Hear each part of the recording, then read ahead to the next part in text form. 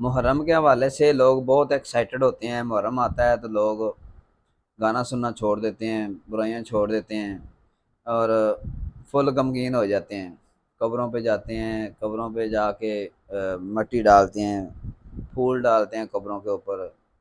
محرموں میں لوگ سبیلیں لگاتے ہیں دودھ کی۔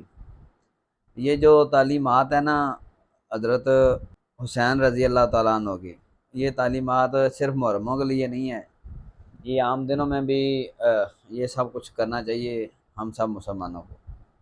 یہ محرموں میں ضروری سمجھ لیا ہے لیکن دوسرے ٹائم میں ہم نے اس کو بلا دیا ہے۔ ایک دوسرے کی ہیلپ کرنا، مدد کرنا، دوسرے پہ شفقت کرنا، یہ سکھایا گیا ہمیں، اور تکلیفوں پہ، مصیبتوں پہ صبر کرنا یہ سکھایا گیا ہے۔ یہ قربانیاں انہوں نے ایسے نہیں دیں، اسلام کو بچانے کے لیے، اسلام کا نام بلند کرنے